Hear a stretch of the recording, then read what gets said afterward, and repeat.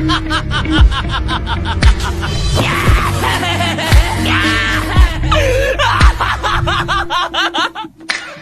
Hello everyone, तो आज यहाँ पे मैं एक्सप्लेन करने वाला हूँ द कारपेंटर असैसिन का पार्ट 7। तो ये पार्ट भी काफी ज्यादा मजेदार होने वाला है, तो इसको फुल वॉच जरूर से करना क्योंकि आज काफी ज्यादा मजा आने वाला है। तो चलिए स्टार्ट करते हैं इस वीडियो को भी बिना किसी देरी के। तो एपिसोड की स्टार्टिंग में हम लुओ कन्निंग को देखते हैं जो कि एक फॉरेस्ट में दौड़ रही होती है और वो काफी ज्यादा घबराई हुई होती है। और फिर तभी वहाँ पर उसके सामने एक बूढ़ा सा एल्डर टाइप का बंदा आ जाता है और लुओ कन्निंग इस मास्टर को जानती है क्योंकि ये इसी की बिरादरी का है। और फिर तभी वहाँ पर वो मास्टर लुओ कन्निंग से कहता है कि तुम कहाँ पर दौड़ के जा रही हो, हमारी सिटी तो उस तरफ है और मैंने सुना है कि तुम्हें वो लुओ बीस्ट तालिस्मान मिल चुका है, क्या मैं उसे देख सकता हूँ? जिस पर लुओ कन्निंग उसको कहती है कि आप यहाँ पर क्या कर रहे हैं, मुझे तो लगा ही नहीं था कि आप यहाँ पर भी आ सकते हो। और फिर तभी वहाँ पर वो उस लुओ बीस्ट तालिस्मान को उस मास्टर को दे देती है। और फिर तभी वहाँ पर वो मास्टर उसको हाथ में लेकर कहने लगता है कि आखिरकार फाइनली ये मेरे हाथ में वापस आ गया इतने समय के बाद। और फिर तभी उसको वहाँ पर महसूस होता है कि ये लुओ बीस्ट तालिस्मान नकली है, ये असली नहीं है। और फिर वो उसको वहाँ पर फेंक कर तोड़ देता है और वो कहता है कि तुम मेरे साथ मजाक कर रही हो क्या, ये तो नकली तालिस्मान है। और फिर तभी यहाँ पर मिस लुओ कन्निंग कहती है कि उसने मुझे धोखा दिया। और इसी के साथ यहाँ पर सीन शिफ्ट हो जाता है जहाँ पर हम एक रात का सीन देखते हैं और वहाँ पर एक बंदा एक घर की दीवार टाप कर और उसके अंदर चला जाता है। और फिर तभी वहाँ पर सीन शिफ्ट हो जाता है और हम सुबह का सीन देखते हैं जहाँ पर हम उसी घर को देखते हैं जो कि पूरी तरह से जल चुका होता है। और वहाँ पर ली फैमिली के पूरे 7 मेंबर मारे जा चुके होते हैं और वहाँ पर काफी सारे गार्ड आए हुए होते हैं और उसकी तहकीकात चल रही होती है। और ये फैमिली इस सिटी की जानी मानी बिजनेसमैन फैमिली होती है जो कि काफी बड़ी होती है। और यहाँ पर इस फैमिली के पूरे मेंबर्स को मार दिया गया है। और फिर तभी वहाँ पर वो एक दूसरे गार्ड से कहता है कि तुम जाकर कैप्टन को इन्फॉर्म कर दो कि यहाँ पर ली फैमिली के 7 मेंबर मारे जा चुके हैं। और फिर तभी वहाँ पर सीन शिफ्ट हो जाता है और हम वहाँ पर उसी ट्रेजर हॉल को देखते हैं जहाँ पर जियान को भी देखते हैं और वो वहाँ पर मिस वैन के यहाँ काम करने के लिए आया हुआ होता है। जहाँ पर मिस वैंग जियान का मजाक उड़ाते हुए कहती है कि क्या तुम फिर से जाना चाहोगे उस फूलों वाली बोट पर? जहाँ पर जियान उसको जवाब देता है कि मैं अपनी जिंदगी में कभी भी ऐसी किसी भी बोट पर नहीं जाऊंगा, चाहे मुझे कोई भी बुलाए। और फिर तभी वहाँ पर वो अपना काम करने के लिए लग जाता है जहाँ पर सीन शिफ्ट हो जाता है। और फिर तभी हम वहाँ पर देखते हैं कि एक और घर के बाहर सैनिक खड़े हुए होते हैं जहाँ पर हम जियान को भी देखते हैं और वो उन लोगों से कह रहा होता है कि क्या हुआ है यहाँ पर। जहाँ पर वो सैनिक जियान से कह रहा होता है कि कल रात को ली फैमिली के 7 मेंबर को मार दिया गया है और उनके पूरे घर को जला दिया गया है, पता नहीं ये कौन कर रहा है और इसीलिए हम यहाँ पर इसकी तहकीकात कर रहे हैं। और फिर तभी वहाँ पर जियान सोचता हुआ कहता है कि क्या मैं आपकी कुछ हेल्प कर सकता हूँ इस केस में? जहाँ पर वो गार्ड कह देता है कि अगर आप हमारी हेल्प करना चाहते हैं तो आप वैसे कर सकते हैं। जहाँ पर जियान उन गार्ड के साथ मिलकर उस केस में लग जाता है। जहाँ पर हम सीन शिफ्ट होकर देखते हैं कि जियान और वो गार्ड आपस में मिलकर बातचीत कर रहे होते हैं कि आखिर ये किस बंदे ने किया होगा और इसमें कौन शामिल हो सकता है। जहाँ पर वो गार्ड कहता है कि आखिर ली फैमिली का तो कोई ऐसा इतना बड़ा दुश्मन भी नहीं है कि उनके पूरे परिवार को ऐसे मार दे दिन दहाड़े और वो भी उनका घर जलाकर। और फिर वो गार्ड बताता है कि उन बंदों को पहले चाकू से मारा गया था और उसके बाद उनको घर को जला दिया गया था। और फिर तभी वहाँ पर जियान को भी कुछ फ्लैशबैक्स याद आने लगते हैं जहाँ पर काफी टाइम पहले एक विलेज को इसी तरह पूरा जलाकर बर्बाद किया गया था और एक फैमिली को इसी तरह पूरी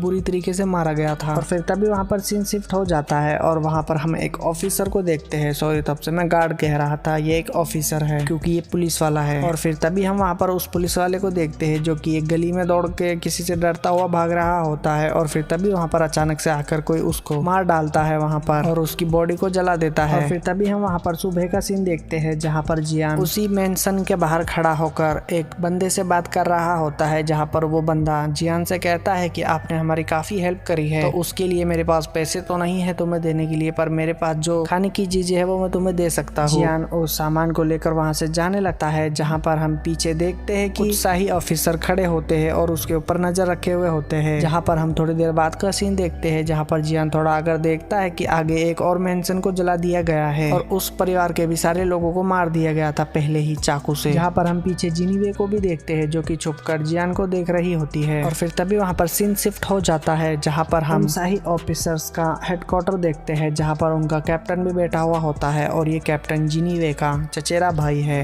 और वहाँ पर वो एक ऑफिसर से पूछ रहा होता है कि मिस लुओ कनिंग का क्या हुआ, उसको कुछ लोग ढूंढने के लिए भेजे गए थे ना। जहाँ पर वो ऑफिसर कैप्टन को जवाब देता है कि मिस लुओ कनिंग के पीछे कुछ लोग भेजे तो गए हैं पर उन्हें मिस लुओ कनिंग नहीं मिली है और उसको अभी भी ढूंढा जा रहा है। और फिर तभी वहाँ पर मिस जिनीवे भी आ जाती है और वो वहाँ पर कैप्टन से पूछती है कि उस जियान कारपेंटर का क्या किया गया है, तुम लोग उस पर नजर रख रहे हो ना, क्या उसकी कुछ खबर मिली है कि क्या कर रहा है वो आजकल। जहाँ पर एक ऑफिसर मिस जिनीवे को जवाब देता है कि उसके ऊपर हमारे कुछ बंदे नजर रखे हुए हैं उसकी हर हरकत पर। फिर तभी वहाँ पर मिस जिनीवे कहती है कि मुझे शक है कि हाल ही में जो घटनाएं घट रही है और इतने सारे मेंशन जो जलाए जा रहे हैं उन सब के पीछे जियान कारपेंटर का हाथ हो सकता है, क्योंकि वो मार्शल आर्ट में काफी अच्छा है और वो नाइफ भी काफी अच्छा चला लेता है और जितनी भी बॉडीज मिली है उनके ऊपर काफी साफ नाइफ से अटैक किया गया है। और वहाँ पर हमें कोई भी ऐसा कोई सबूत नहीं मिला है कि जिससे हमें किसी बंदे के बारे में पता चल सके। यहाँ पर कैप्टन उसको जवाब देता है कि इतने सबूत काफी नहीं है कि हम जियान कारपेंटर को गिरफ्तार कर सके, मर्डरर साबित कर सके। अगर कोई पुख्ता सबूत नहीं है तो हम उसको गिरफ्तार नहीं कर सकते। अगर तुम्हारे पास कोई पुख्ता सबूत है तो हम उसको